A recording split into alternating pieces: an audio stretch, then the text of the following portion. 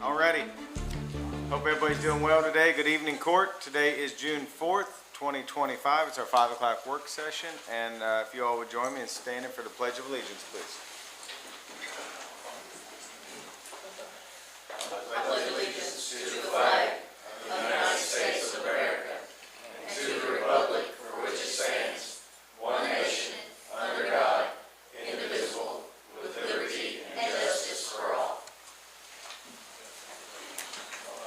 Alrighty. Check 1, 2. You good? Alrighty. Well, we are honored to have Reverend Ron Moore with us, so if you don't mind, you want to come up and bless us.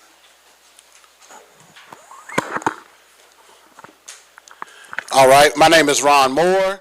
I'm an associate pastor at First Corinthian Baptist Church. It's my first time here, so I didn't even know that you guys have a prayer in the beginning, so I like that. That's cool. And I see a lot of faces that I know and some that I don't know. But with that being said, let's go to the Lord in prayer. Father, in the name of the Lord Jesus Christ, before we can even ask you for anything, Lord, we got to thank you for everything. And Father, you truly gave us everything when you gave us your Son, Jesus Christ, that died on the cross for our sins.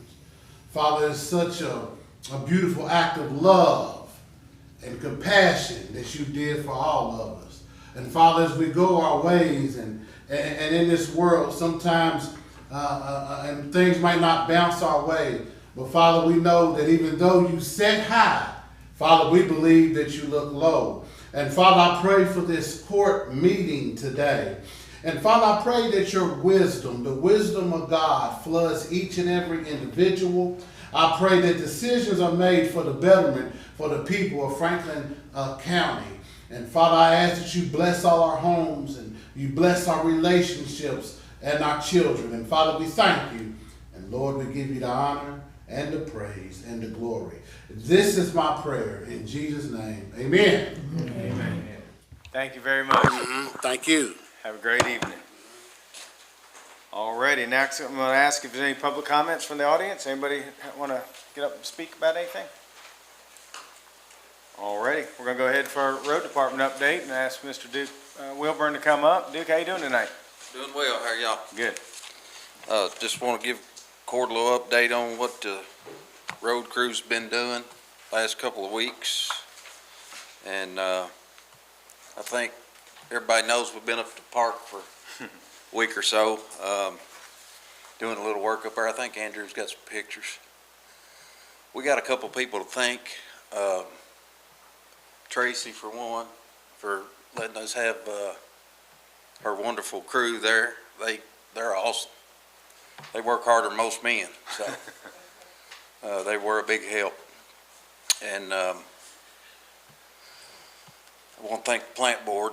They saved us. We had 8 70-foot light poles to get down, and they come out there and spent a day and got them all down for us. So I don't know what we'd have done without that. So, but we're in pretty good shape out there. I think all we really like is capping the sewer line, and we should get that done.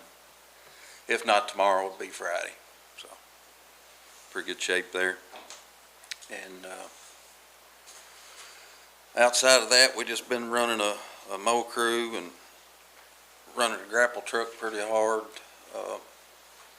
I think we went out yesterday and cleaned some of the flood dumpsters again, so that slowed down a bunch, but Yeah. we're still doing it. That's about all I have, unless Well, Duke, I want to thank you. Y'all, your guys out there have been great. And, I think you and I talked a little bit yesterday. It's nice to go out there, and they're excited about this project. Right. They're excited to be doing the demolition on that. And I do want to thank Jailer Hopper for bringing her girls out there to help, and appreciate you all recycling as much of that material as you could. I think people need to realize that. Yeah. We took the time to kind of dismantle as much as we could and recycle it, so that's all good things. So, does Court have anything for Duke tonight? Thank you. Alrighty, thank you very much. We're gonna go ahead and jump into the judge's report now. I think Andrew has some pictures up here. First one is Nucor. So we had a visit with Nucor out there. It's a massive company out there on 421. They do amazing things with panels on the side of buildings and roofing materials. So it's a big company. Had a great tour. It's a very clean facility, believe it or not. So they were very excited to have us. It was a couple-hour tour. So it's good to have them as a partner here in Franklin County. Next, we had the Stewart Home weekend, so the kickoff event, which if anybody was there, I know Squire Sebastian was there. It's an amazing experience to see those kids and what they've put in to that weekend, because most of the parents were there, and it was packed. I mean, the audience was packed. And then there's Squire Sebastian. Did you say? Yeah. I hadn't seen that picture, so it caught me off guard. I was like, where? I was thinking for a minute that was the birthday celebration. I was like, hold on, no. Yeah. Okay. Yeah. Well, good. So just a great event. We also had the Shodeville Rotary Club. I went out there and they gave us a $1,000 check towards the Community Relief Fund. We appreciate that. We had the Run for the Wall motorcycle event, where they start out in California and run all the ways to Washington, D.C. Luckily this year they had great weather. I want to thank the Sheriff's Department for leading them in, and then also the Fire Department for, I don't think they were out on a run. They didn't get the flag up this year, I don't think, but they were all present, and it was very, very appreciative. So it was a great crowd. Even the locals, we had more locals there this year, so that was nice to see. So it's always good to, the one thing I still want to do, and they said they can fill all those motorcycles up in 10 minutes. They have people at all the pumps. And I think it happens out there at Waddy on the way in, but I want to watch that one time. 10 minutes, and they're doing like 600 motorcycles. So, but anyways, they're well tuned, and but it was interesting. I met some people that lived like in Texas, and they rode their bikes all the way to California, and then from California to DC. I mean, that's some riding. So very appreciative of all of them. We had some supplies we donated to London. I think we might have a picture of that. He called me. I've been talking to the judge executive down there, trying to see what they need because of that horrific tragedy they had. So we were able to load a truck full of materials that we had left over and extra here to offer. And we have some more things that we're going to go down there when they're ready for them. So anything we can do to help. We also went and we received a $20,250 check from Kentucky Supply and Demand. It happened to be down there, so that was for the community fund. So, we just can't thank all these people enough for coming out and supporting our community. And it's my understanding that the money's getting out in the community. People need to realize they still have to apply for it. I had a phone call today. Somebody had an issue, a hot water heater or something. So, went through the process of filling the application out, and then, there's a board that helps make those decisions. Memorial Day, I was fortunate enough to be at the governor's event at the National Guard. That was very nice, very heartwarming. There's a lot of people there just giving good stories. So it was a nice event. And then we went to the Frankfort Cemetery for the reading of the soldiers. That was a nice event. That was, mostly geared towards locals, but that was nice to be part of that. Did my monthly cable taping. Fire department had the uniform bid openings. Lions Club up in Northern Kentucky was actually, they dropped off another $17,000 worth of supplies. So we're still receiving some supplies, and some of those will go to Laurel County. What's not needed here, we have duplication. So very appreciative of that. Wanda Joyce had their golf scramble. Weather was a little goofy that day, but a lot of people showed up. I think they had 30 teams or so. So very appreciative of Wanda Joyce Robinson does. I think you all saw we finally getting the vestibule area out front, nice sitting area. That's finally coming to fruition. I want to thank Jenny, executive director, for picking all that stuff up. And it's nice. It's nice that when people are coming to meet with us and they have somewhere nice to sit until we're ready for them. So very appreciative of that. A couple other things. Bush hogging was brought up in the last meeting. I did pull up that copy. It was close to $50,000. I've talked to somebody. They're going to kind of relook at it and see what kind of a budget number, and then if it's worth putting out for an RFP, we'll do. So we're working on that. Just want to remind everybody, and Duke kind of alluded to it, tomorrow is our groundbreaking for our new softball youth baseball complex there at Lakeview Park at 11 a.m. Hopefully everybody can make it. Broadband, so I've been thinking about broadband a lot. I ended up calling the state office the other day. It's interesting because unfortunately DC has locked the money down for a little bit. Yeah, and it's been 30 so far, but not much communication. So the money's sitting, even though Governor Beshear put $1 billion towards Franklin County, and we did have with our RFP, we had 5 companies apply for Franklin County. I mean, it's strong with no match. So we're just going to have to wait and see what this current administration does in Washington, D.C. The money's there. They're just not releasing it yet. So one other thing that Franklin County is going to observe June 19th. So I wanted to make that announcement today. That will be a holiday, and we follow the governor's lead in the state on that. And then last but not least, tonight is our very own Phil Case's last night covering the fiscal court meetings. So wanted to say thank you. You've done a great job. We hate to see you go, but we wish you well. And yeah, you've been a treat to work with. So I just want to say thank you. It's fun. I appreciate all that. Yep. So that's the end of my judge's report. We're going to keep moving from there. Judge, can we have just a clarification on Yeah. something you said? Yeah. I just thought it may be important to explain to anybody in the community listening that money that's held up in DC doesn't affect the 850-something that the plant board's already doing. So Correct. that's still in process, and that's in process right now of acquiring easements and layouts and all that kind of It's a thing. slow So that's process, but yes, it does not affect still the progressing, 883 or 4 customers that the plant board's doing. But yes, we're talking about the 1,100 that was kind of left in balance. Correct. It's a good point, Squire Westman. Squire Tanner, do you have a question? Well, a question, comment. Okay. The plant board finished the fiber in my neighborhood, and I signed up and got hooked up yesterday. Well, good. That's just for everybody's information, so if you don't get a hold of me, it's their fault.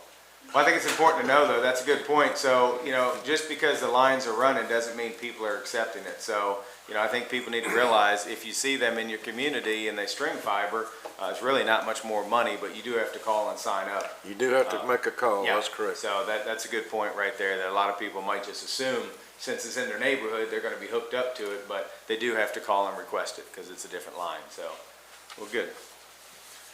Alrighty, we're gonna go ahead and jump into the, approval of minutes from our regular meeting of May 14th, 2025. Any concerns, comments, questions on that, Squire Sebastian? Thank you, Judge. And maybe Squire Wisman, you may be able to answer this. I'm not sure, did you either abstain or did you vote against the minutes? I think your comment was, I'm gonna do like I always do. So I'm not sure if that was, It was a nay, yes, I was gonna mention that. so it's just being sure.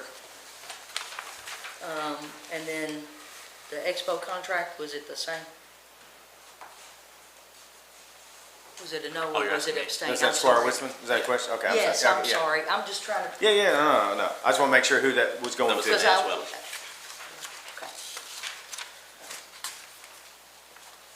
Anything else from the court on the minutes from Squire Sebastian, you good? Well, so we have to amend the minutes. Yeah. So, okay. Just for clarity, that's all. Yeah. Just to amend that, fix it correctly. Okay, now I believe we have some members from our jail here. Laura and Tracy. How are you guys doing tonight? We are doing wonderful. How about you guys? Oh, if we were any better, we couldn't stand it. Heck yeah, heck yeah. We're here today to ask for approval for our contract that was approved last year for the generator. Not $1 has changed. It's one of the things out at the jail that's on the list that's good to go. And I did. Squire Sebastian. Thank you, Judge. Thank you all for coming. Quick question on, in this document, and it's not numbered, so bear with me. So there's the abstract, and then there's the first page that says service proposal, then it says unit summary.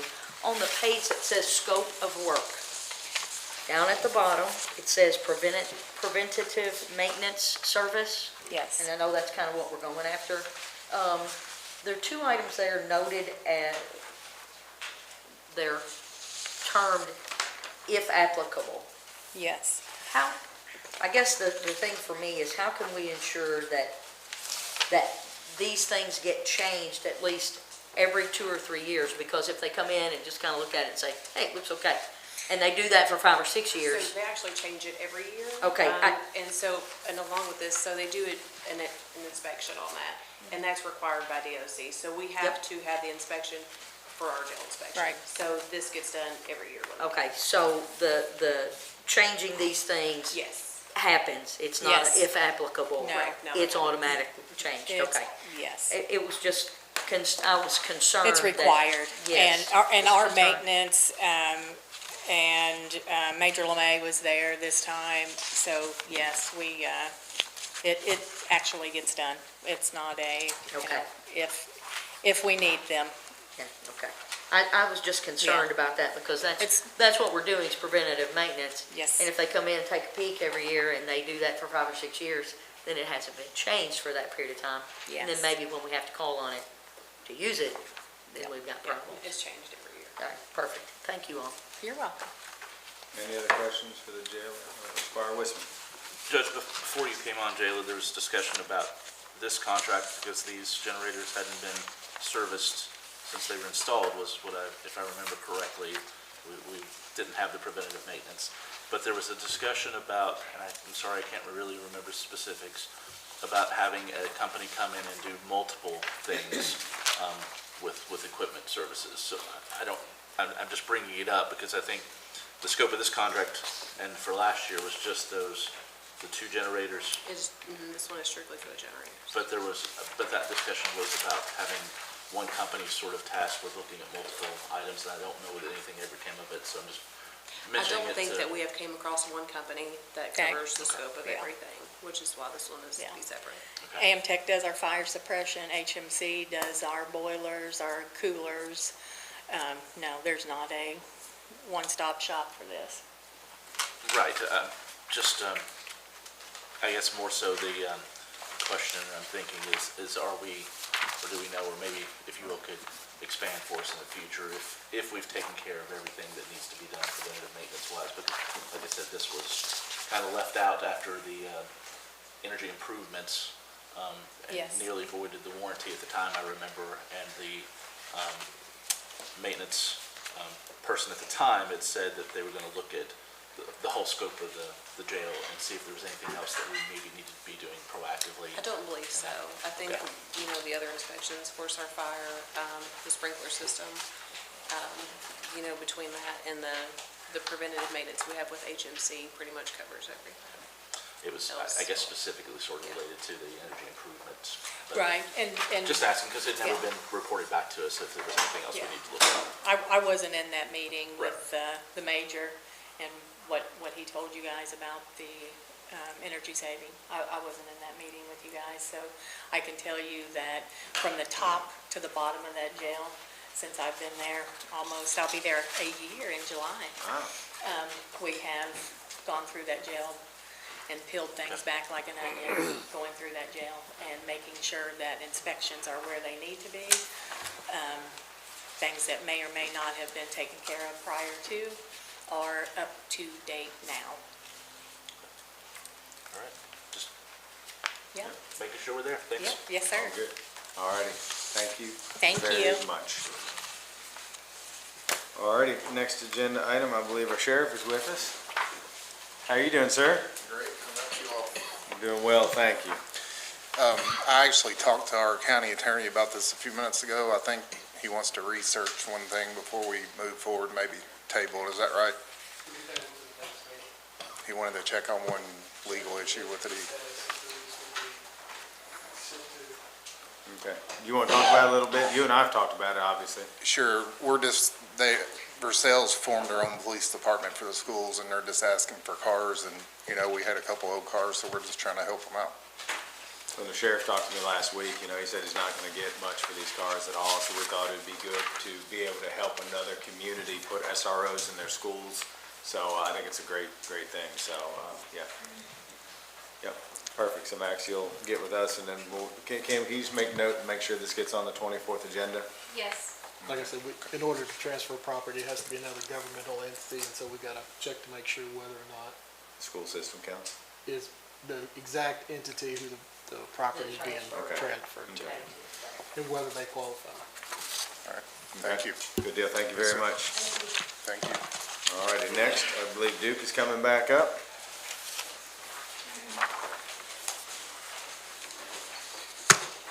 Yeah, this is, we had a bid opening for the new pole barn to replace the old shop.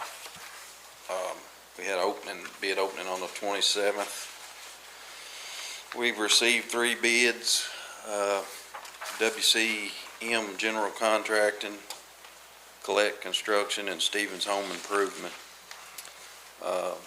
Stevens Home Improvements, he's out of Frankfurt here. He was the cheapest bid for $60,480. And we're just requesting the court to approve that. Let us get moving forward on that.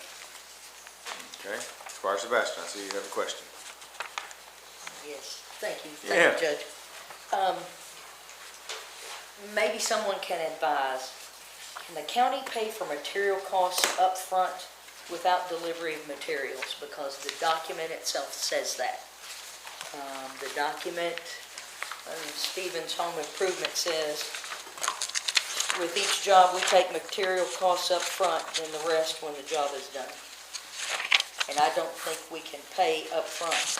No, To the best of my knowledge, we have to have materials on site. yeah, and I don't Be able think to that's the be case, because invoiced. isn't this the company that built the lean-to up at the It complex is not, facility? that was WCM, and I believe we gave him a down payment of some sort. I don't know. I just don't think that that's Yeah, I something we don't- can do. I don't But know if it is somebody either. smarter than, Is Amy, I was gonna say that. Amy, she's listening. Amy. I don't remember, Kim, do you remember cutting any down? I don't remember, I thought we just paid when so much of the job was done. I know the material has to hit the job site, then we can cut a check. Usually we don't prepay anything until we get the product. Yep. So we might have to have a conversation with Wayne, just to say, if he orders all the material that gets delivered tomorrow, we could have it on the next meeting. Well, Oh, Amy's there, hey, No, Amy. it's not Wayne that's got this, there she is. Yeah. She can answer. Oh, okay, Steven, sorry. We have, I talked with our auditor, we have done a 50% down before, and he said that was okay, so I think that we will be okay on this one. Okay, Okay, yeah, that's I- news the to us. way Yeah. I- Thank you very much. all right, thank you. And then I guess the note where it says if it is a long job, then we will break up the payments quarterly. We would have to pay for work completion. I don't know where our treasurer left us. Right? We'll Yeah. have to, I mean, Yeah. we can't just kind of break the invoice. No, up if they and say they're at 40%, then we can only pay 40% of the bill, Right. just like we did on the road department. So Right. Duke, I think that's something you need to kind of Yeah. maybe talk to him Have- about. have just let him know conversation. that we Just- can't pay for anything until the work's done. With just that, those two notes at the bottom, they just kind of stuck out. Yep. Just for No that. problem. And then I have one other question. if it's Yeah, go okay. ahead. These construction specs that are in here, Mhm. anybody run those with our building inspector I guess, to Well, be that- sure if, because did we put these specs, I mean, did we write the specs? We kind of piggybacked off of Wayne's first quote he gave us, and broke it down. I mean, this building's gonna have to be inspected through the city, so. Yeah, the only reason I asked that is we hold people to a certain standard. We Yeah. just want to make sure we're doing something. Absolutely, Right. absolutely. Just trying to, everybody above board. It might be Wouldn't- worth wouldn't maybe they talking to understand Greg that? in the morning, and just go I over would this with think him, see if yes anything would be the stands out answer, but- before we turn it over. Sure. But I don't I'm know. sorry, Squire Tanner. Wouldn't these bidders understand they have to build this to code? Yes, they do. So, They are aware of it. I'm sure they do, but I know Yeah. when I had some construction done, the needle moved every time somebody came out and inspected it. I have more lumber in mine than probably Buffalo Trace has in warehouses. So, just saying. Alrighty. Squire Wiseman. That discussion kind of gets me to a point. So was this pre-designed in any way? I never saw a schematic other than the size, which I assume is an in-kind replacement of the size that's there, That's using the pad that's That's right. there. But Yeah. is it, short of the, the one-page bid It'll be, for everything? the are they trusses all will be identical? engineered for sure, it'd be engineered truss system. And then it's just a standard pole barn from there. Well, I guess I'm asking Duke, did they all bid the same thing since Yes, there sir. wasn't a schematic? They did. of- Yes, sir. Okay. And we have an insurance document provided from one of the bids, but just, Well, Just to we'll make have to sure have we that before he starts construction, yeah. Liability insurance, workers' comp, and all that good stuff. Make sure it's business license. Yes. thanks. He'll have to have a business license in the city. Yep. Alrighty, we'll go to the next one. Yes, that'd be great. This is, for our yearly aggregate and asphalt, bids. I will tell you that just like everything else, the stones went up 75 cents a ton. Some of it has. 57s, 9s, and channel liners went up. The dense grade number 2s stayed the same. I don't know the reason for that, but that's what it is. And then our concrete went up $11 a yard this year. Thanks. It's quite a bit, big jump. And let's see what the blacktop, it went up $2 and a nickel a ton, that's laid. And then for us just to purchase asphalt, it went up, surface and binder went up $2 a ton, and base went up $1 a ton. We didn't get any bids for culvert pipe this time, which may work out in our favor. So, Fire Sebastian. Thank you, Judge. And this is just a general question in the air. And it's not anything about the bids, it's about, we have a document in here called proof. And it's a document to the city of Frankfurt. Somebody explain that to me? Why, from the State Journal, we've got these documents in here to the city of Frankfurt? How they came to them and why they're in the packet, anybody know? Kim, you got anything? I haven't seen that. Just asking. Yep. You'll notice on there is, and both of them are like that. I'll get with the State Journal and see if they can fix that. Because I don't think that that's, It's usually not provided. I didn't realize that. yes. Thank you. Thank you. All right, Duke, thank you, appreciate Thank you. All righty, next is Chief Brewer. How you doing, Chief? Doing well, Judge. Hope everyone's doing good tonight. So this item is authorization to award bids for fire department uniforms. This is something we bid out annually. Advertisement was placed in the State Journal, I believe it was May 17th, with the bid opening on May 28th. We received a total of 3 bids on time, 1 bid came in late. And after comparison of all the bids, we're recommending to go with Gauls for the uniforms for the fiscal year 26. All right, what questions do we have for Chief? Chief, just kind of off the cuff, how much have things increased or not increased compared to last year? Overall, Gauls is who we've been with the last several years. It's about a 5.5% increase is what the totals come out to. Okay. I will say it's impressive that we had 4 companies bid on it. Yeah, Because I know last year or two, it's only been 1, maybe 2. 1 or 2, yeah. Yeah. They, three are somewhat local, Okay. and have bid in the past, and then the one that came in late was from California, I believe, somewhere pretty far off. Now, was it late because of the mail? Did you see when it was postmarked? I'm just kind I of did, curious. I double checked that. Yeah. It came in, it was like 2 hours late, and it was postmarked through USPS as late as well. Yeah, I think it's a problem anymore. You know, things are taking a week or 2 to get mailed, so, yeah. It's, hopefully they realize that. Okay, any questions for the Chief on the uniforms? Thank you. Thank you. Alrighty, the next we have the agreement with the Fair Board. We have talked to Stephen multiple times about a couple things, so there's a couple things that I changed. So I want to go over them with you all before, and then ask for questions. So if you look at the, we straightened the paragraph up where it says bound on south by Georgetown Road, things like that. Towards the end of that paragraph, we changed it around to say, but except and excluding that certain areas of the park containing Lakeview Springs Golf Course and driving range, skate park, and lower soccer fields, and the pond and splash pad.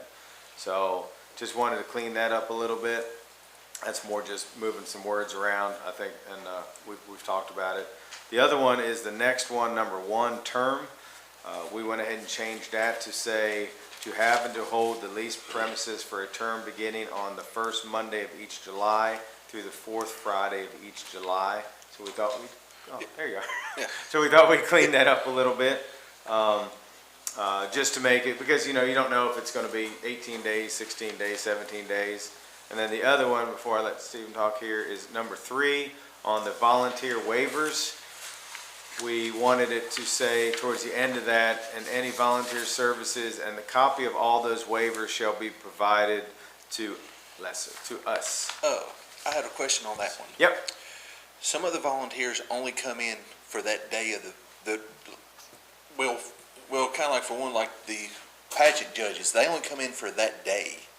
And they're all volunteers. I can't get you them before they come. No, I don't think before. We just Okay. need to make sure they're on file. Okay. And that you all are receiving them, and, we Okay. get them in. Okay, do we have to turn them into y'all, or we just keep a I think book we would of like them? a copy of those I mean, for do we have to do that record. like after the fair, or? What do you all think, I Court? mean, That's one of the 'cause things, I yeah. can't, when Yeah, yeah. people come in for just certain days, and it's like technically all the people that come in to do the motorsports are technically, they would have to sign it too. Yeah. So they only come in for that specific day. Yep, yep. So, I mean, What is the court, or I'm gonna ask Max maybe. We're just wanting to make sure that the waivers are filled out, because obviously, we're liable for the most part, you know, if something were to We're gonna be- happen out there. So what do you think, Max, is a good protocol for that? I know they're getting them signed. yeah, And I we're think getting we them all just changed signed. it to make sure we had a copy of them, but what do you think? And I'm sorry to spring that on you, Max, I didn't have a chance to talk to you about that one. The issue is I think before they perform any type of volunteer service, they're So gonna- can I have, like, when they come in the gate, like before they do it, can I have them sign it and before they just have perform it? any volunteer Okay, service okay. is when the waivers Is that would right? need to be signed. Well, Because- like the judges, before they come in, just have them sign it, and that's it? Okay. Yeah, I mean, we've done that for years, but we've never, we have them on file, but we've never had to give them to you. And the reason is because most insurance policies accept out volunteers Okay. for coverage. And Okay. so that was, when, in talking to KCO, that was something that they mentioned as far as these leases, because Yeah. volunteers Okay. and the work they perform are accepted out of insurance policies, and so that's why the waivers are needed. Okay. So before they perform any type of services. Okay. Is any, that's the changes I made, and sorry, it was kind of just before the meeting, so I didn't get a chance to send them out to you all, but that was it. Any other thoughts from the court on this document? Squire Master? Thank you, Judge. I just want to, and we had this opportunity to have this conversation before. The period of time, would that inhibit the court from having, let's say, a patriotic event on July 4th at the park? How do we make sure that we have the ability to use the park? Let's say we want to have a, 4th of July event out there, and it falls within this period. It'll be early within the period, but still fall within it. I'm just trying to make sure that, because Yeah. the language, you all want to make sure too. Patty, do you have any input on that? I mean, do you want to make it from, I mean, I hate to put a specific day down I there on know, that. I'm not trying to do that at all. I- I'm just trying to make sure that yeah, we yeah. have that I understand that, understanding. but that's hard to put a specific day on that. Correct.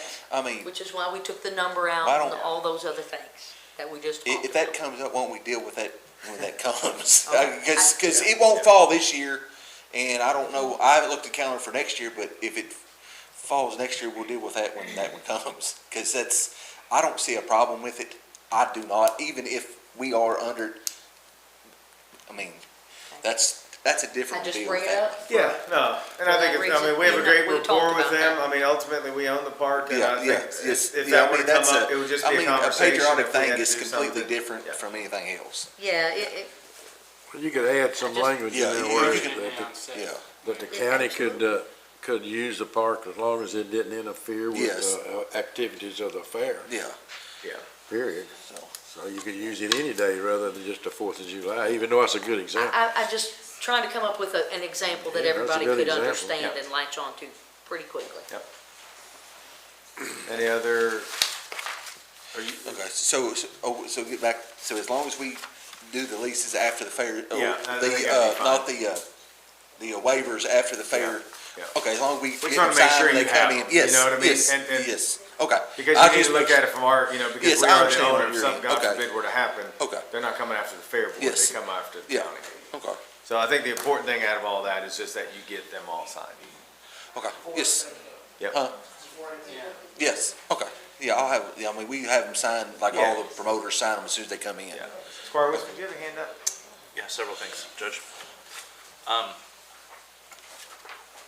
Some technical things here, I suppose, at first. Let's begin with the termination of lease. It says that will be for August 1st. I mean, within days of the end of the fair. Yeah. You're supposed to let us know whether you're going to do it again next year. Yeah. I think that's a bit presumptive to see a board making a decision about a year ahead of time.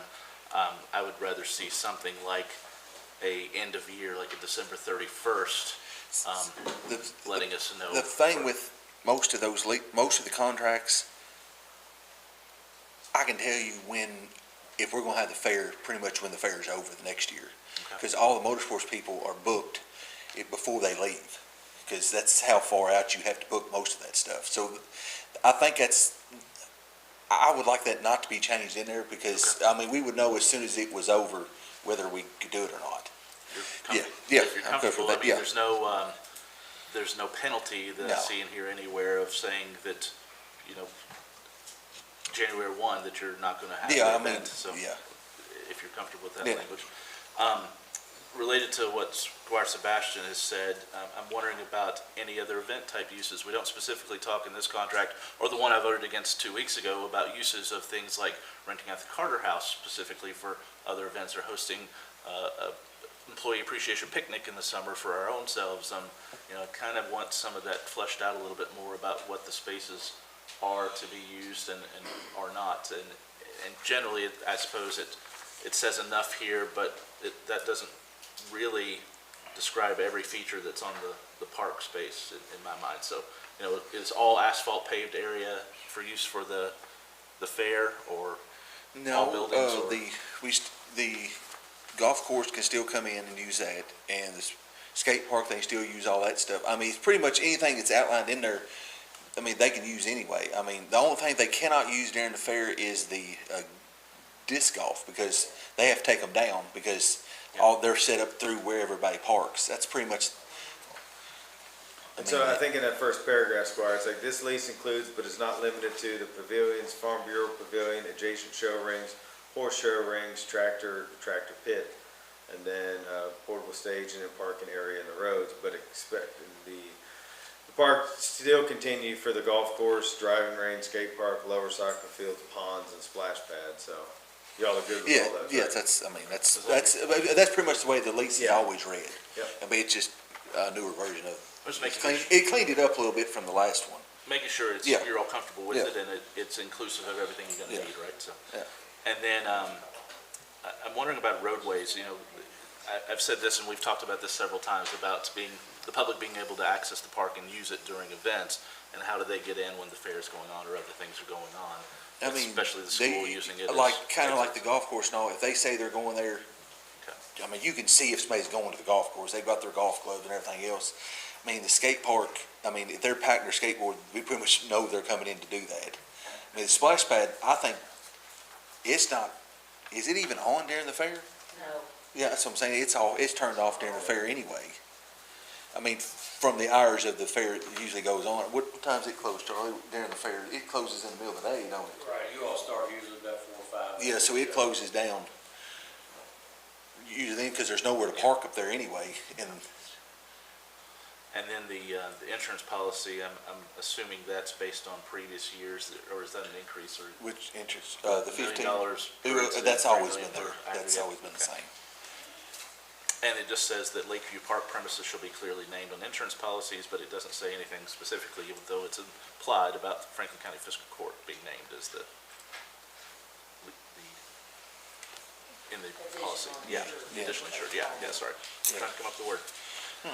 But I just wanted to make sure, we had effectively the same contract 2 weeks ago, and I had questions about it and voted Yeah. against it because I thought that there was things to be fleshed out, and here we are. Yeah.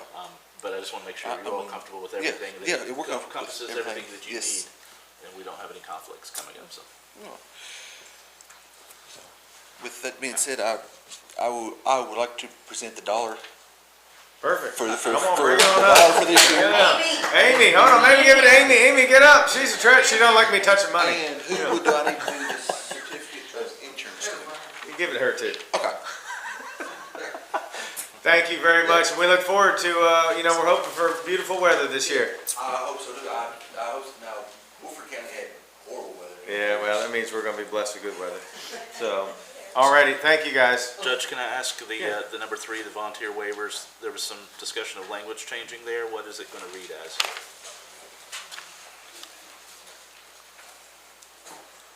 Hold on, Ben. Because when I changed it, it says, provided any services and copies of all waivers shall be provided to the lessor. Leaser. You're taking out that in advance of, or leaving that in advance with the implied that it's before they provide volunteer services. That's what it's meant to be. Max, what do you want to do there? version I'm looking at is unless city shall require all volunteers to sign a waiver of liability for injuries received while providing volunteer services for the event in advance of providing any volunteer services. Just gonna leave it right at that. That's what I have, but. All right, we'll take out what I had then. Yep, So, perfect. I mean, they can't pick up trash, haul trash, do anything until they sign the waiver. Like I said, that's a case of The term, I use these quite often, that liability or release of liability really generally doesn't just say for injuries. I mean, it's sort of encompassing of death, dismemberment, a number of things. Should we leave that for injuries term out and just it's a general waiver that I assume we would draft every year and give to them? Okay. Pass that to Kim, please. Alrighty. All right, Benjamin, come on up. How you doing tonight? Doing well. Good evening, Court. Evening. So tonight's authorization to add 3 streetlights in the Country Lane Estates subdivision. One at the corner of Racewick Lane and Breckenridge, another one at Breckenridge Lane and Timberlawn, and a third at Sheffield Lane and Regents Park Lane. This has been a project in the works for a significant period of time, trying to push it on forward. The impetus behind this is there are some dark and dangerous intersections in the neighborhood that has been communicated to the Planning and Zoning Office, and the aim here is to improve public safety. One thing I should have included in the abstract, and I did not, was that these are decorative lights, which have an increased cost compared to the standard lights that the plant board normally installs. And the difference of that cost is going to be borne by the HOA of Country Lane Estates. It's not the county that's paying for that decorative cost difference. And so standard light, the plant board provided me an estimate. With standard lights would cost $10,706. The decorative lights cost $16,061. So that's a difference of $5,355 that the HOA would be responsible for paying. The plant board will also be responsible for maintaining the lights once they're installed. And I've spoken with Duke. The county is going to be responsible for the trenching of the lights. To get the wiring and whatnot to with their proposed locations. Ben, could you tell us again what our financial impact would be then? If they're paying the difference, just make sure everybody got that, because it says on here it's $16,061, but that's total. That So is the total Our financial impact would be what again? So they're paying the difference. So the standard light would be $10,706. Okay, so that would be our portion if the court decides to move forward. Correct. And you made the comment this has been going on for a while, right? Correct. So is this a Squire Blackburn question then, because that's your district? Yeah. Would you mind elaborating a little bit? Because I don't think we know about this. As Ben had said, they had reached out to Planning and Zoning. They'd also reached out to me several times. I think I'm on my second or third HOA chairperson. It was really slow moving as far as, I guess, internally, how we got it moving. But like Ben said, the main difference was the cost and the poles. I think it's $1,785 per pole difference, the fluted decorative ones. And the HOA said they would bear that cost and will pay us before the work is started. Okay. So we pass it tonight, we don't get the money, it doesn't happen. Okay. Squire Sebastian, you had your hand up, I believe. But I wanted to add. Yeah, go ahead. There's a lot of school kids that walk through that neighborhood. You've got the Catholic school and church, people walk to. You've got Hearn Elementary School, people walk to. There's a lot of people in that neighborhood, a lot of trees. It's an older neighborhood with a lot of blind spots, and it just helped for the safety and well-being of the people that live there. Okay.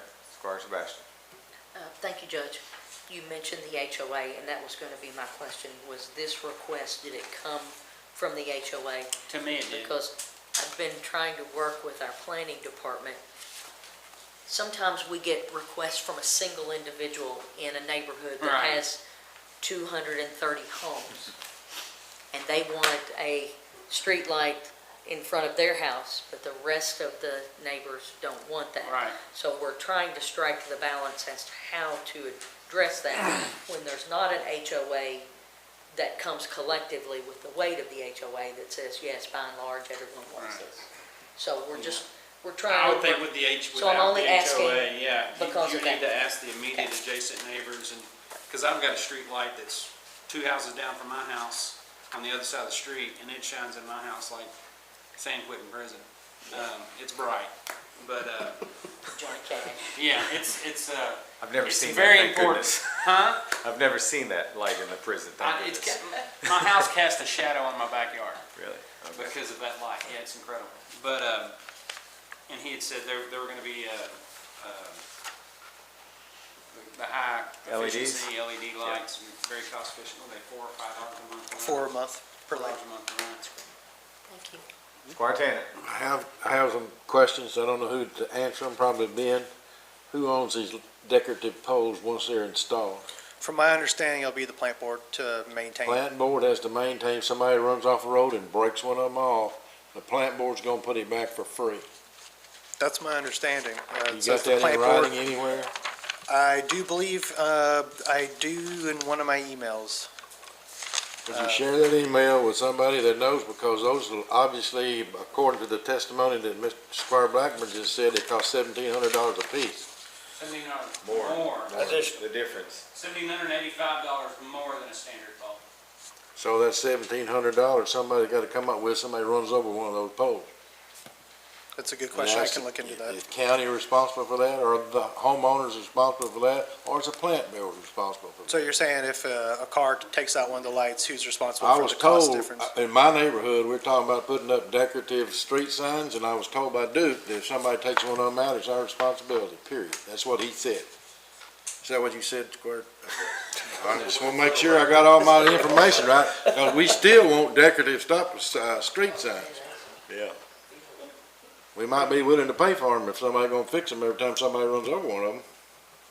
I guess That in happens theory, yeah, pretty I mean- regularly. Yeah, I mean, to me, it comes down to, you know, if the person's caught, then obviously their insurance would have to pay for those, because I can't imagine a plant board just paying for them. But I would think in this scenario, that HOA would probably pay the difference if one had to be replaced. But I think that's something we need to clarify. I will look into that. Insurance company, I mean. Yeah, but if it's hit and run, Yeah, let's well, say. if you don't know If it. it's a hit and run. I think that's one of the reasons we're putting them there, so people can see. We're trying to So you're protect saying no one's the ever gonna hit them, Jay? Right next to stop signs. Yeah. Well, that's for sure they're a target then if they're next to a stop sign. Well, they're within the vicinity. I mean, if I you mean- hit that, you're going nowhere, because there's no road there. But I get it, but I'm not trying to stop it. I just want to make sure that we're doing everybody the same. oh, I get it, I understand. Squire Westman. The plant board owns all of the lights that they installed in the entire community that they service, except with the exception of St. Clair, those decorative lights that the city put in that they own, but it's my understanding that plant board either insures or self-insures to some amount, to some small amount for replacement of those. There was one on Capitol Avenue a few years ago that was hit by a car that the plant board ultimately replaced with some insurance money. So, Ben, I've been trying to get the plant board to have some considerations for a couple of years, and I think I would really like to push on it a little bit more. Now, these are 14-foot lights. They're not the high booms, so they're a little different, but the plant board has always seemed to consider that light to light to light and no idea about the kelvins of a light and how bright they are, to the point we've had people spray paint ones downtown that can't sleep. But I really would like to see some consideration of lesser level lighting. We've had a lot of conversation in this court and in this community about light pollution generally, but some consideration of an appropriately sized light for the area that isn't a daylight. If we could make some request or find out what they're planning to put in those. A smaller fixture like a 14-foot boom doesn't need to be a 10,000 watt Kelvin. Right, no, they're proposing 100 watt. That's it. I didn't see that. Still bright for an LED. Yeah, 100 watts of or LEDs at once. 100 watt LED or 100 watt equivalent. I'm not sure what's. Yes, there are a handful of 250, well, actually, there's 98 250 watt streetlights in the county. I pulled those numbers earlier. Oh. So there are some higher wattage ones out there. Yeah. And they can also put little blinders in there to direct the light where it goes. So we're gonna put a light up or put a blinder on it. Downward director. I mean, okay. I'm just saying, there's, for every, oh, well, this is terrible, there's a You're way not to gonna fix please it. everybody. I mean, two of these cross roadways from the schematics, or it looks like. Do you know if there's going to be trenching of the roadway, and are they responsible for repairs, or are they expecting our road department to help with that? They told us that we would be responsible for trenching and boring, so we'll have to work out those That's what I details. expected. Thanks. We don't have any way to bore anything, we'd have to be an open cut if we had to do it. Some additional cost. So Ben, $1 million question, is this budgeted or not budgeted? I'll go ahead and ask it. It would be a budget transfer. Okay. Madam Treasurer, can I look at you and ask, are you okay with this budget transfer? Do you feel like we could do it? I think I can find the money to transfer in. Okay. Any other questions, concerns, comments? Like you said, Ben, this has been going on a long, long time, so I know Sure we has. don't get many street lights, but it sounds like this one dates back a ways. Yeah, so, all right, thank you, Ben. You're welcome. Thanks, Sam. Alrighty, next I believe Belinda. Belinda, how you doing tonight? You bring some people with you on this one? I see some. I've got some new people all faces in over the the court that place, usually yeah. aren't here. Yes. So I thought we- Captain Abrams was the school safety coordinator for Franklin County Schools is here, and Stella Pollard, the director of technology with Franklin County Schools, is here as well. Well, welcome to both of you, and thank you for being here. So what they're here for tonight is the COPS School Violence Prevention Program Grant from the Department of Justice. And we would like to partner with Franklin County Schools to apply for funding to increase school security and safety in all Franklin County school facilities with the installation, I should say public school facilities, with the installation of additional cameras and access controls. This is a 3-year grant with a maximum award of $500,000. It requires a 25% local match, which Franklin County Schools has agreed to provide if the grant funds are awarded. And we're asking Fiscal Court's approval to apply for the grant. I don't have all of the specifics yet on exactly how the system would work, but that's what they're here for, to tell us about that if you're interested. They're anticipating 200 awards across the country, so just to be honest, you know, it's not super likely we'll get it, but we certainly won't. We Belinda, don't the ask. way you write grants, what are you talking about? I mean, the answer's always no Guaranteed. if you don't ask. So, I'd like to bring them up if you all Yeah. want to ask any questions. Can you give us a 500, how much was the 500? That's a maximum Yeah, amount. We yeah. don't have a budget yet, but Yeah, I think we probably, But I did have a question just to ask what was the maximum? yes, the max is 500,000. Okay, Yeah. thank you. Stella, I guarantee Captain Abrams there is ready for you to speak, so go ahead. Oh, I'm giving him the microphone. Yeah, go Like, on. see how I'm like, fighting for who had to go to the mic. yeah. So obviously, this would be a partnership between Franklin County Fiscal Court and the school systems, which we have a lot of partnerships going. So could you just talk a little bit about what this means? For our students, this means that they're going to be safe every time that they walk into the doors. We're going to have every ounce of protection for them and for our families and for our staff members. They deserve it. There's nothing more valuable in our community than our youth and the people that are raising them up. So these door access controls and the security cameras, we did a complete rebrand and refresh of security cameras last summer, and I believe that they're significantly better. It's phenomenal. It really is. It's top notch. It gives our local sheriff's office and our city office visibility into our schools, and we want that. With the new door access control, what it would do is if there's ever a potential threat or any reason to believe that there's a potential threat, we hit a button, automatically locks every single camera, automatically correlates directly to that door. It's all built directly in together. It's a beautiful system. And the system that we have is Motorola, which kind of matches their body cams. Captain Abrams, what do you all have now? Talk a little bit about what's in the schools now compared Right. to what this would be. So, right now, we have some of these, but it's kind of been piecemealed. It was something that I kind of begged, borrowed, and stole and got money and this and that, and so we piecemealed it. We have actually 2 different access door control systems right now.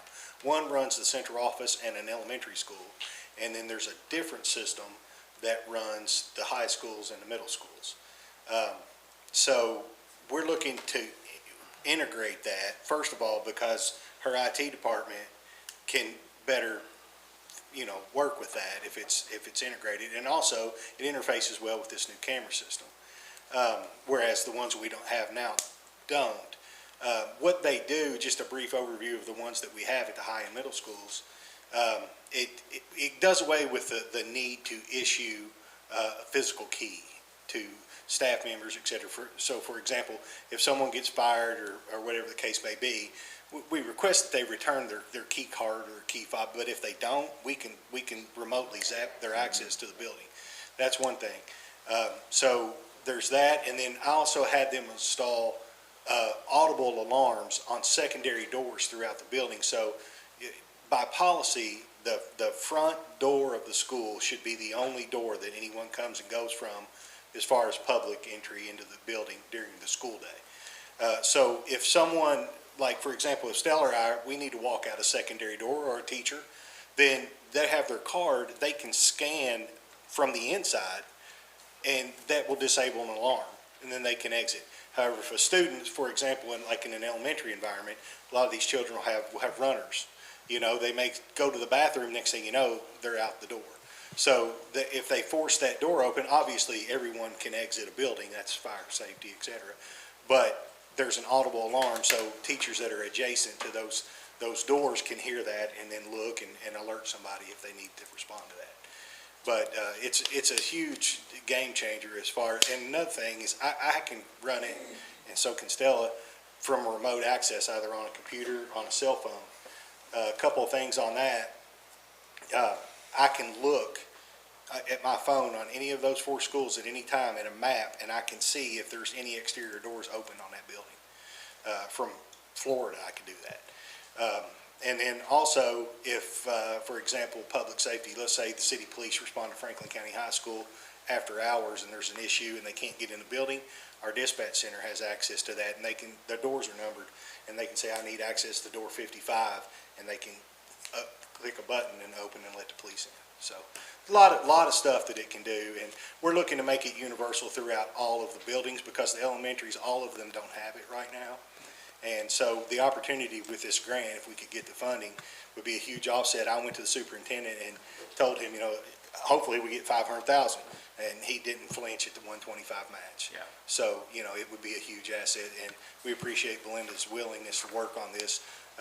And hopefully if we can get that funding, it would overnight, it would be an exponential increase in our building safety. Good deal. Thank you very much. All right, Court, any questions, concerns, comments on this agenda item? Squire Blackburn. I just want to say, the building I work in, we have a great camera system, and there's not a square inch in our hallway you can't see. And we work the doors electronically, and it works great. And we use it all the time, and we go back and look at film, and it's a great asset to have. It makes my heart so happy. Thank you. It works great. It works great. What we have in our building works wonderful. It has a lot of functionality, this camera system, that we've really, honestly, and I see this working with the other safety coordinators throughout the state, and the school marshal's office, that we've really become, the go-to place for people to, I get phone calls all the time saying, tell me more about this camera system that you guys have. We're looking to upgrade and we want to do that. I mean, if there's a suspect on the campus, I can put a physical description of that individual in, and it will automatically check every camera and show me the path that individual's taken based on their physical description. Really? And if we have these door access controls, it will say exactly what door that person came in and when they left. And there's also logs too with the door access control. If people come in and they're not supposed to be there, and it's like, who came in at 2 o'clock in the morning, we'd be able to see who that was. Yeah. So. Squire Wisman.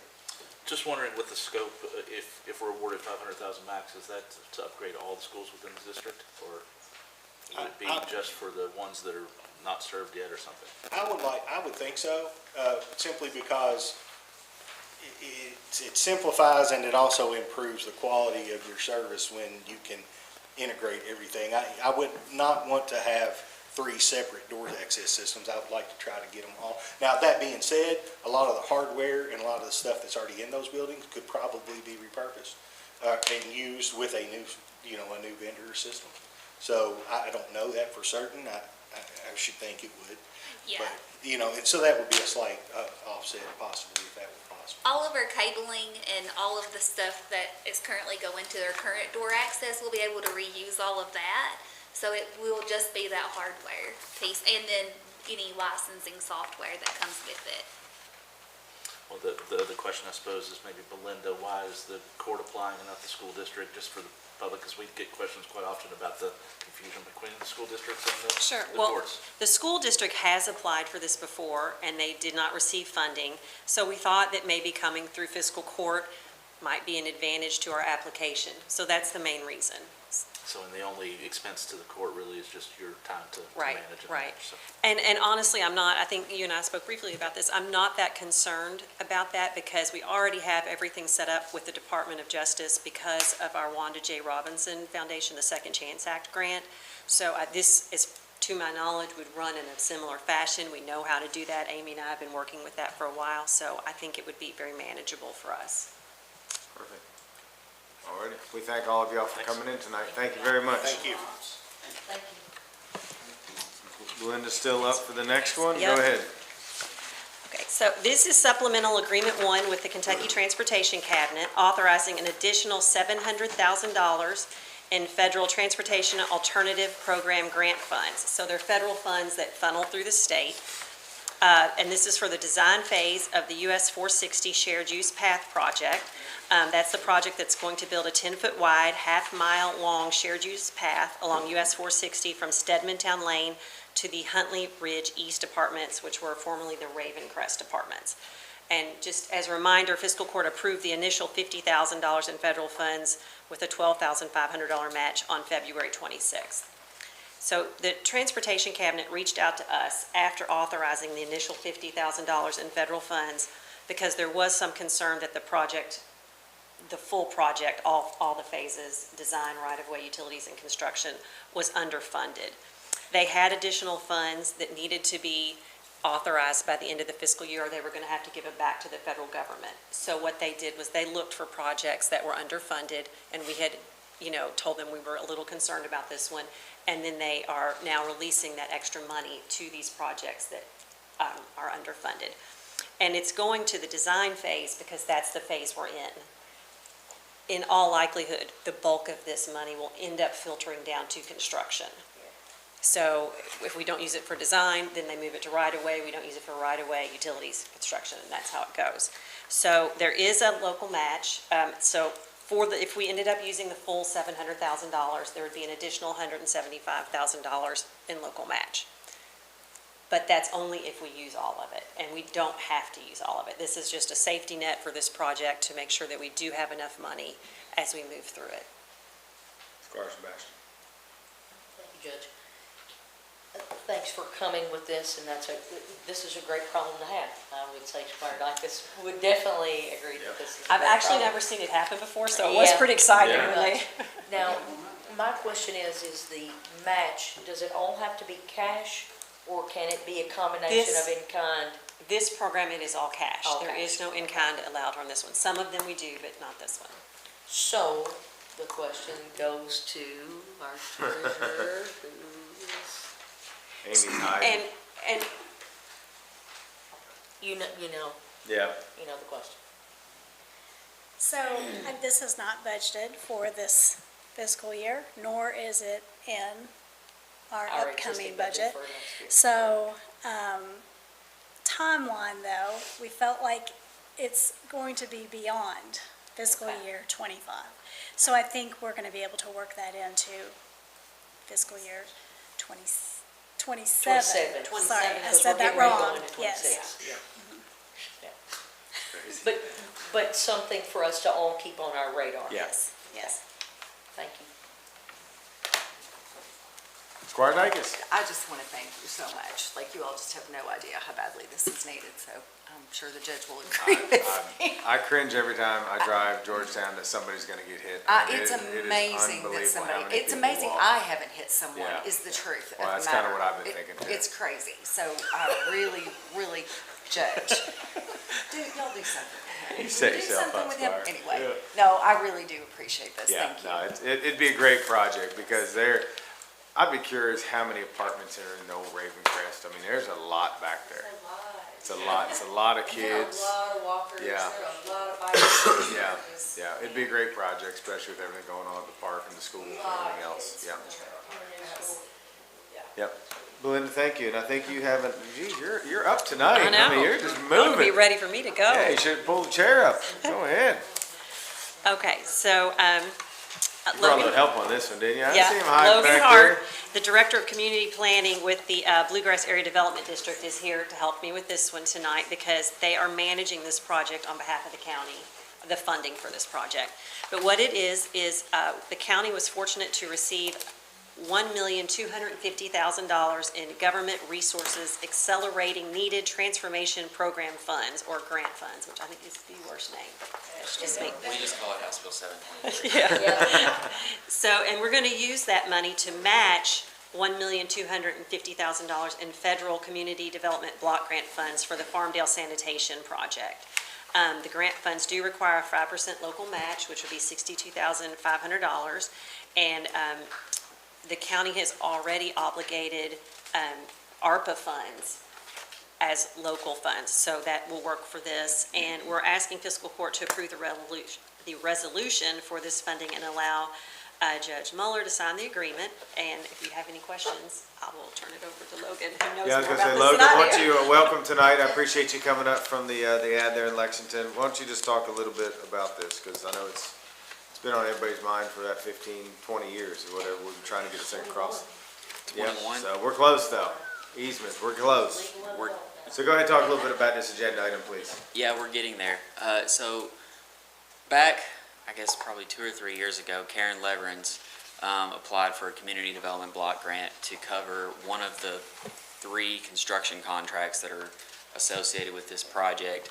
The CDBG grant requires a 50% match.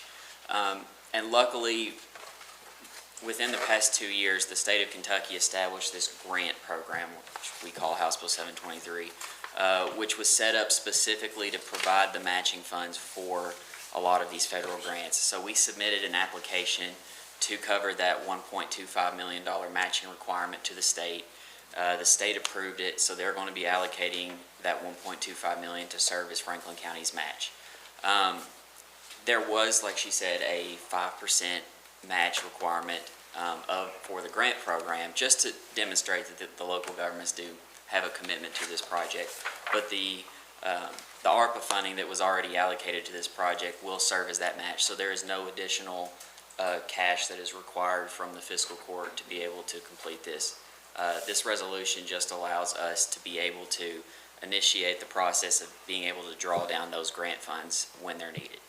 And the way that will work is once we have release of funds and we start work on this project, we will draw down the CDBG grant first, and then there will be, at the end of that process, once that money has been spent, there's forms that we fill out that we present with just invoices, and we have Judge Mueller sign off on them. We submit them to the state, and the state will then pay those invoices, and that's how that process works. All right, what questions do we have? Go ahead, Squire. Whisper. Thanks for being with us. I'm wondering if you can answer, the state effectively gets its own allocation of CBG, right? And Louisville, Lexington get their own. Correct. Would this award be out of the allocation for the current year for 25 that the state has already been awarded? Or would it be out of the next pot? And you know where I'm going with federal funds being short at the moment. No, so this was a 22 or 23 pot of money, so it's already there. And I know where you're going with this. The money for the next fiscal year, the federal government has just released that to the state, so the state has that money. Fantastic. Just for future projects. They're not getting it back. No? Yeah, who knows? Unlike the last Willingly. project, we can move full steam ahead with this Yes. one and be assured that the money's gonna be there. Yep, and one thing I will let you know, Judge, is I did request release of funds on the CDBG yesterday. So Good. all of the documentation for that funding source has been sent over to the state, and we're just waiting for them to send over the letter saying, yes, you got released. Since you're here, let me ask you, did you ever get Barr and Comer's offices working together as far as the one draw that they're bringing? So we've been meeting with the EPA on that. We've got another meeting. We were supposed to have it today, and they rescheduled it. The issue with that is the environmental. There was a change in scope from the original project to the original earmark to the second earmark, and the EPA has struggled to understand the difference. The scope for the first award was actually more extensive. So the environmental that was completed for that one, it encompasses everything. So we're just having to provide them more information to help them understand, okay, that environmental covers the second phase too. Casey's been taking over that process. So he's got another meeting scheduled with them to get that straightened out. And then once that's taken care of, that's when they'll be able to combine those two. And then we did submit another earmark request to Congressman Comer's office, so we're going to be waiting on that too. Yep. Had good conversations about that, so. All right, any, Spartana? I just got a comment. It's pretty easy for us to understand what's going on. Why can't the EPA understand it? Well, so If I had to guess, I would say turnover. Yeah, it's probably new people coming in and out of everywhere. I'll say too, like, even for me, I have a whiteboard in my office. I have 2 projects. We have hundreds of grants that we write. I have 2 projects that I have to write down where the funding is for this project, because I was told when I came into this job, this is the most complicated project you will ever see in terms of where you got to attach the funding. So we just have to be extremely clear with them, because it's the way that this project is split up into different contracts. It's not always that straightforward. We'll get there, but it's taking some time. We're still working on spending, well, I think recently all the money was spent from the initial earmark from Congressman Chandler. We have to go back that far. I mean, that's where this started, and that, they kind of tried to eke that out to try to get it to the next phase, the next phase, the next phase. So it really is like a Jenga puzzle. That project It down is. there is needed as bad as any project in this county, because it's environmentally unsafe, it's unhealthy, it doesn't work the way it is, and it's gotta be fixed. We're going to see it somewhere. through. Yeah, we're We'll gonna get see it there. through. We had a great meeting and we brought everybody together, and I think that's why we're moving on, and, I don't wanna say that yet, but we're getting close. We're getting very close to releasing RFPs and everything. We can see the light, and, I appreciate it. Put it this way, Karen Leverance worked on this thing for like 15 years, and even when she retired and took another job closer to her home, she says, call me anytime. I wanna see this thing through, and I'm gonna be there when y'all break ground. Like, that's how important it is, so. I talk to Karen about it all the time. I talked to Grayson Evans, who he also took another position. Yeah. So, and they're both more than willing to help with this. So after 15 years, you gonna take and run too? Nah, this is the year, Richard. We're breaking ground this year. We're gonna break ground this year. Absolutely. Yep. Okay, thank you very much for being here. Belinda, thank you very much. And I think we're good. Alrighty, next one is the compensation for the Farmdale Water District. If anybody's here for that. Anybody have any questions, concerns, comments on this one? Go ahead, Squire. I'm gonna have one just across the board. If this is an issue for one, that something like this needs to be on file at the Public Service Commission, we probably need to do something like this for all of them. We had one come through for Peaks Mill, because they reached out to me to carry the football here tonight. So here's the football. Yeah. We got it. But, certainly they're not worried about everybody else, because this is of immediate need, but we need to Hot think. potato. We need to think larger, because that impacts all of the water districts. Yeah. And so for me, I think that's something we need to look at. Yeah. And just take care of that, and that way we don't have these issues that are like, we've got to have this right now. Yeah. it'd be better if we had a date that they were all due, something to us. I understand, Well, I'm just bringing that up Yeah. in general to, I don't disagree that we need to look at the other Yep. other water districts, but this is before us now, and these people Yeah. deserve every dime of it. Yep. Yeah, no, So, I think everybody's in agreement. It's just, if we can get everybody on the same schedule, it would probably help everybody. Some are more organized than others, let me say that. Let's, never mind. Okay. I'm all in on this, because I know they're worth every dime. Yep. Alrighty, next one is the board appointments. I know Kim had sent something out. We're going to remove Miss Denise May and insert, Okay. Go on and man here. Spurlock. Yes, Mr. Ben Spurlock, I'm sorry. I didn't put it in there yet, so. But I feel like this is gonna be an amazing board. We did use recommendations from the hotel industry on 3 off of their list, and then the other ones were put together. I think this is a very good group of people that are willing and excited about serving Franklin County on this new board, and that's where we are. Square with me. Judge, could I ask our county attorney what our requirements are for the creation of this? It's my understanding that so many members had to be picked from certain lists provided by associations, and we didn't get those. We just have the names of the nominees, so I'm not sure who served, and I believe it's restaurant, hotel, and Chamber of Commerce, but I'm not We positive. don't have a formal restaurant industry in Franklin County. We have a hotel industry. We were provided 6 names. 3 of the names I picked off of that list. The 2 are my picks, and then one of them is Chamber of Commerce. So it makes up 7 total per KRS. Could you tell us which ones are Yeah, which? fine. Allison is hotel. Nicole and Denise. Allison McCarron? Yep, and then Ishmael is, he's hotel too, because Airbnbs. Matt Harville is Chamber of Commerce, and I talked to Tish about that. She's excited for him to serve because his kids are very active. Raven is restaurant. She owns 3 restaurants and is an attorney. That would be good on the board. Sabrina Gordon is judge executive pick. And Scotty Tracy is my pick. And then Ben Spurlock is hotels also. He's out there at Home 2, I think, working for Rainmaker Hospitality, Home 2 Suites out there. So yes, I even had a conversation with our attorney, Eddie Jones, yesterday, not to cut you off, Max, but and just went over all these with him to make sure we were in compliance, and that's why we changed that one out.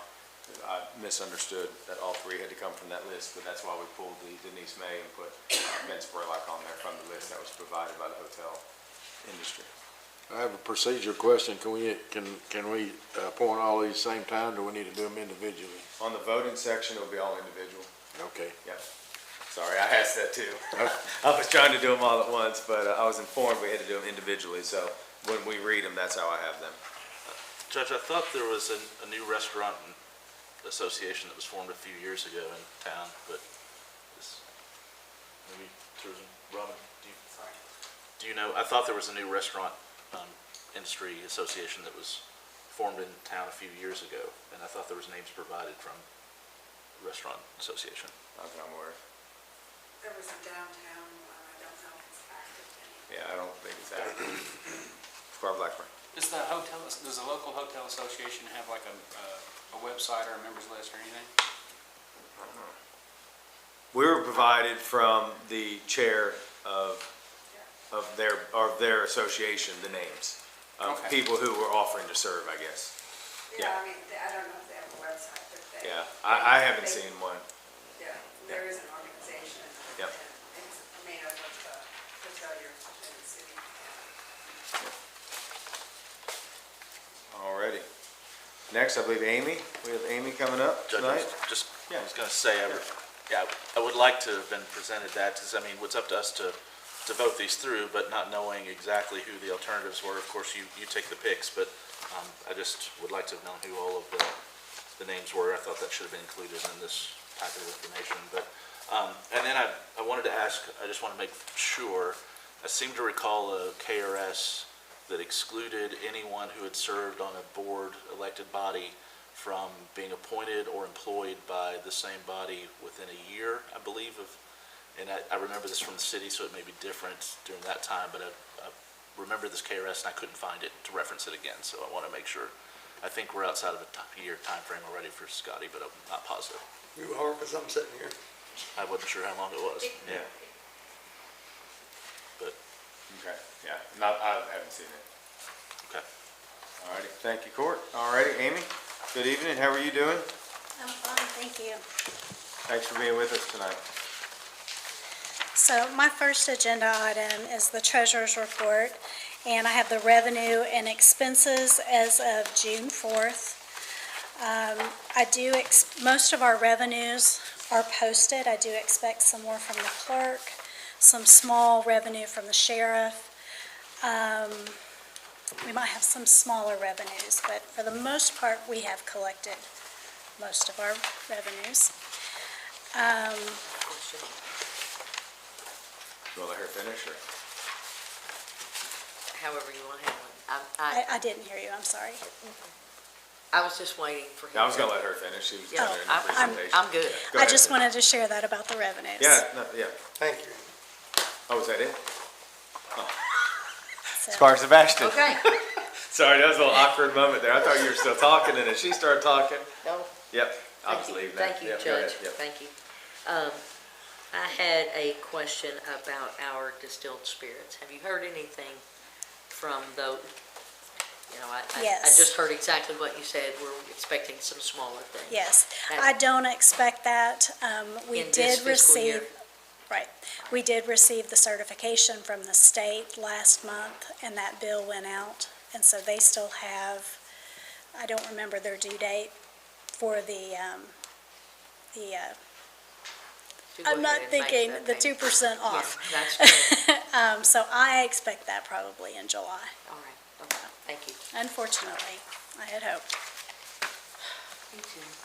All righty, any questions for our treasurer on the treasurer's report? All righty. Next one, budget transfers. So the jail has requested a couple of budget transfers. The first is our budget. We had originally designated some money for a fence, and they would rather use that for valves and a camera system. So this budget transfer is moving that from the capital improvement fund to the jail fund. And then the second one is a budget transfer within the fund to cover additional medical services.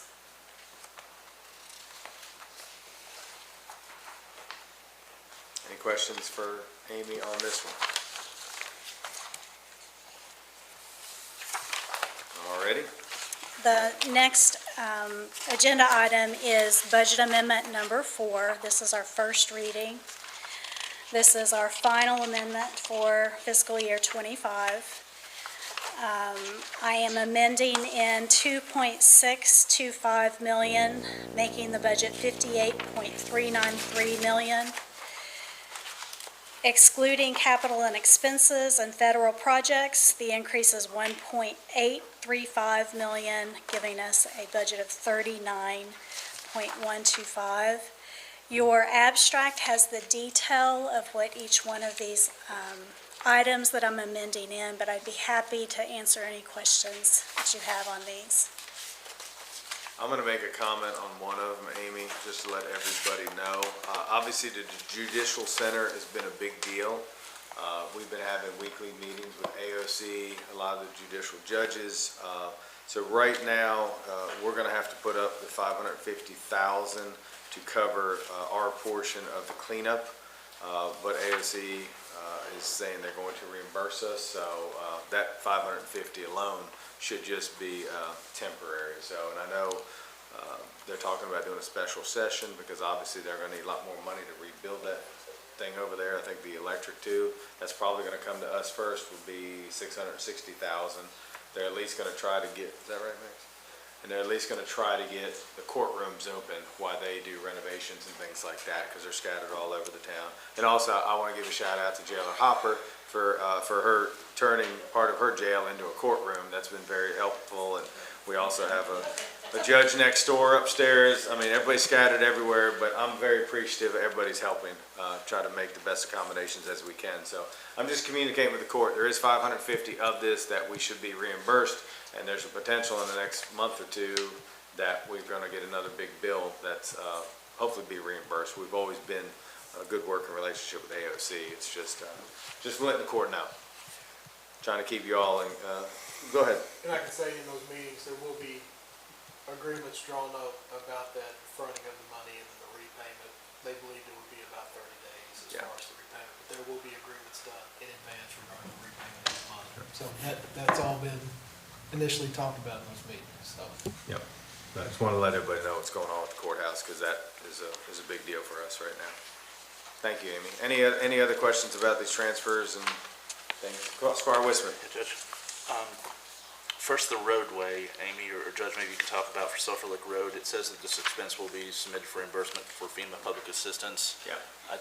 Are we approved now for FEMA for?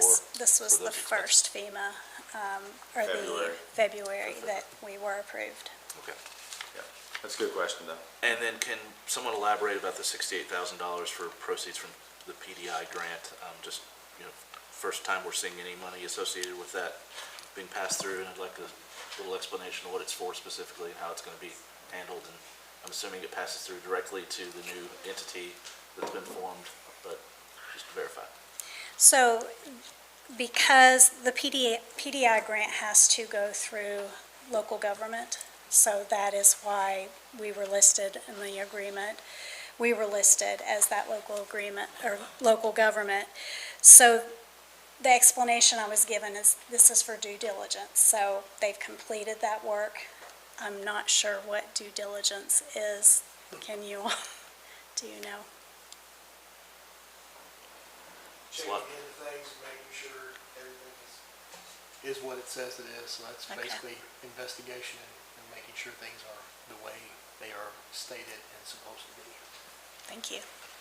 Is that in terms of the potential real estate acquisitions or the legal structure of the organization, or can you elaborate it at all? I was just asked what due diligence is. We'll probably have to ask somebody, because I'm not sure either, Squire. So we could probably get an explanation from the board. I would like a detailed explanation on any money that passes through from us to that entity. I'm not supportive, as you all know. But I want to be able to talk intelligibly to the public when money's passing through to what it's going to be used for, so. That's all. Okay. All righty. Here's the big one. Go ahead, Amy. So this is the second reading of the 25-26 budget of $64.247 million, excluding capital expenses and federal projects. It's $42.845 million. After the first reading, I submitted it to the Department of Local Government. They approved it with two small changes, one being the law librarian. I had rounded up to 2,000, and by KRS, the limit is 1,200. So I took that down to 1,200. They told her to do it, then they said you did it wrong. I think it's funny. And the other change is that they wanted to see a separate line item for bonds for elected officials. So I had budgeted that in the insurance line item, so I just made a new line item, reduced insurance. It's still the same amount of the first reading, just with those two small changes. So, Squire Sebastian. thank you, Judge. So our all-in that's capital can you break that out, just so Sure. everybody is very clear on what is what? The budget, total budget? Yes. Yes, please. So the total budget is $64.247 million. Yes. Excluding capital expenses and federal projects, $42.845 million. Amy, Amy, would just repeat those, please? I didn't hear Yes. 64.247 and 42.845. Amy, again, I want to say thank you. This is a great budget. You worked very hard on it. The Finance Committee worked very hard on it. And I think we all feel good about it. So I just wanted to publicly say thank you for all you do here with Franklin County. Thank you. Okay, payment of claims. Kim, you're up. Does anybody have any payment of claim questions for Kim?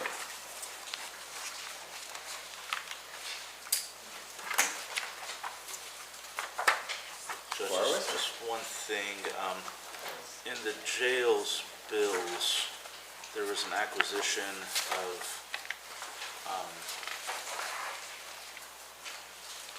washing machines, dryers, toilets, tables from a local big box store.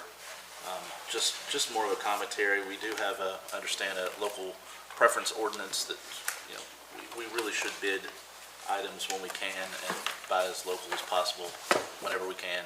Those were probably something that was needed and just went out and purchased to replace broken ones perhaps, but again, Yeah, I'm not we sure. do have that preference Yeah. in place, and maybe we need to have a conversation with all of our other partners that Yeah. use county funds. Try to about that support preference. local as much as we can. Yes. Yep, no, I would agree with that. We can have a conversation with all department heads and elected officials. Yep. That's it. Alrighty, other business. Anybody have any other business? I'm gonna go ahead and remind everybody, tomorrow morning, 11 a.m., groundbreaking for our new complex. 11 a.m. I will be Yeah, out like of town. you replied, you're coming. 11:30. Oh, I did? Earlier, yeah. Oh, I apologize. Did I really? You should have called me out then. It's been a long day. I wasn't gonna make any announcement. I was gonna be there at 10:30. No. 11 a.m. I'll be out of town, Judge, but I already told Jennifer that would be. Okay, thank you for communicating. And I do want a special shout out again, and Duke maybe left, but the road department has done a phenomenal job out there. They did basically $78,000 worth of demo work. We did it ourselves, and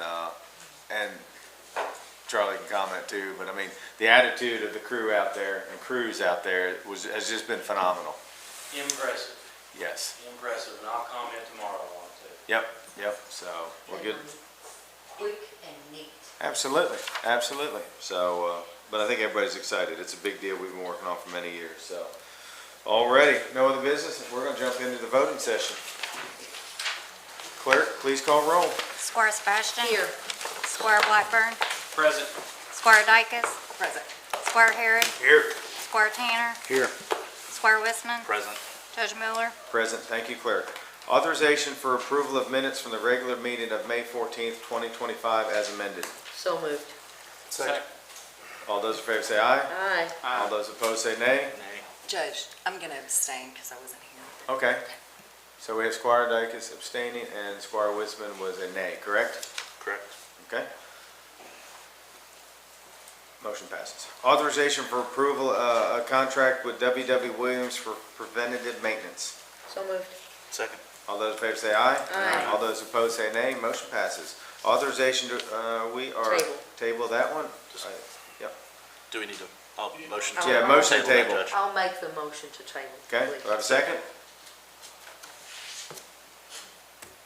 Squire Wissman, okay. Second. All those in favor say aye. Aye. All opposed say nay.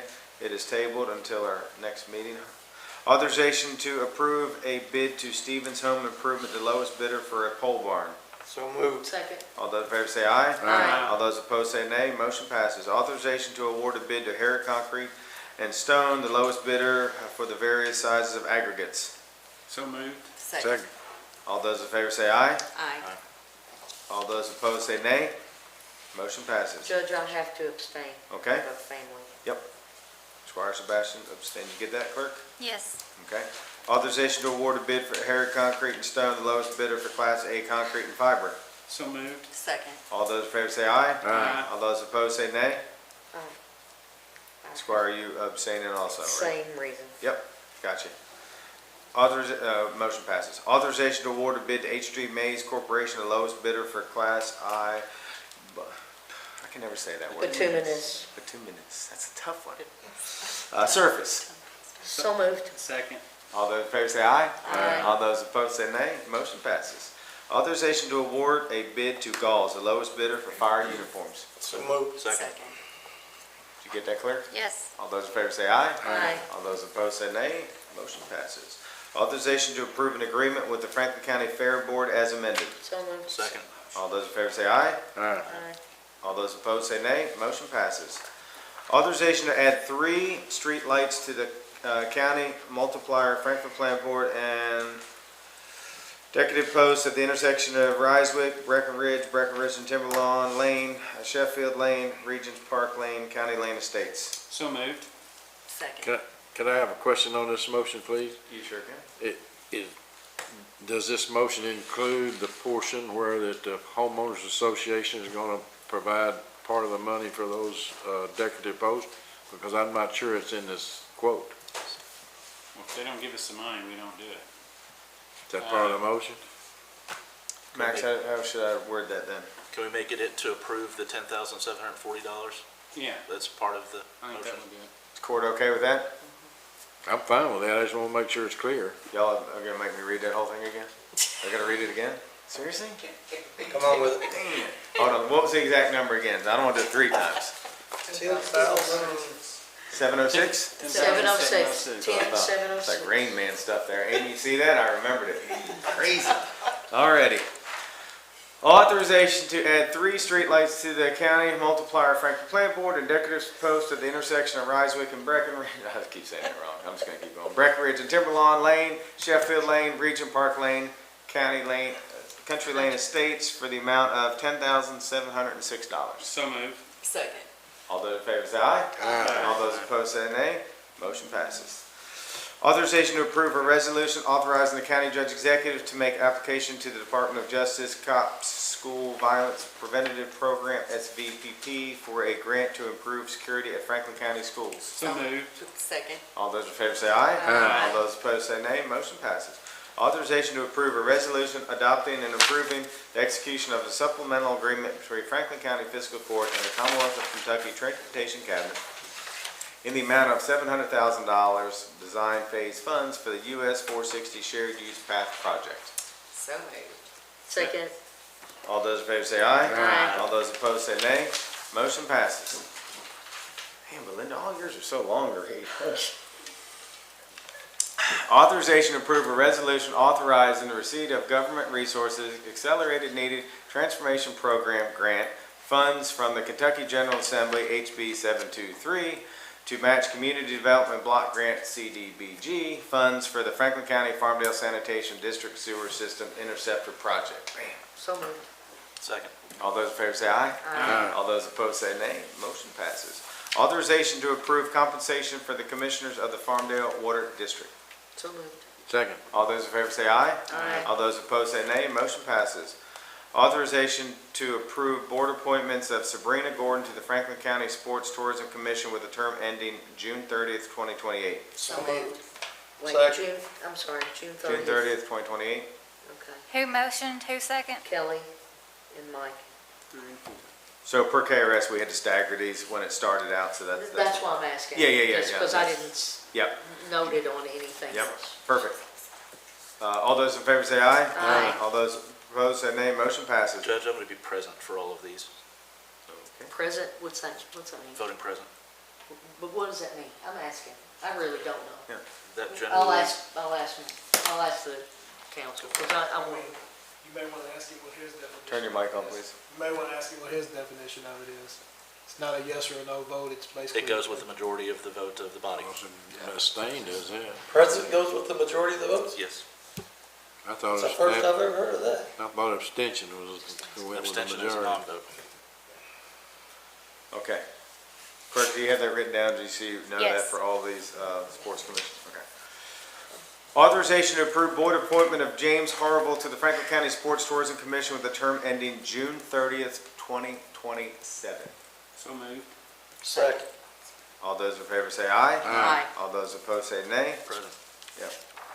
Motion passes. Authorization to approve the board appointment of Ben Spurlock to the Franklin County Sports Tourism Commission with a term ending June 30th, 2026. So moved.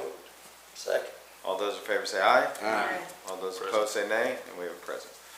Authorization to approve a board appointment of Allison McCarron to the Franklin County Sports Tourism Commission with a term ending June 30th, 2026.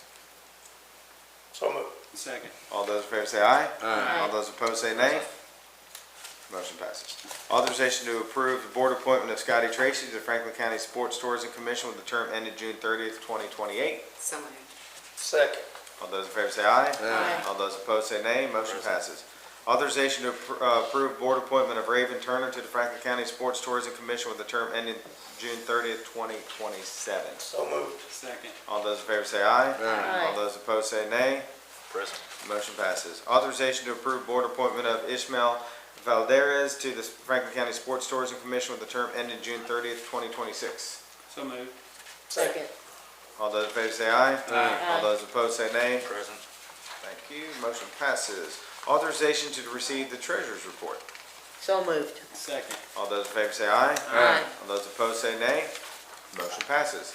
Authorization to approve budget transfers for FY 2024-2025. So moved. Second. All those in favor say aye. Aye. All those opposed say nay. Motion passes.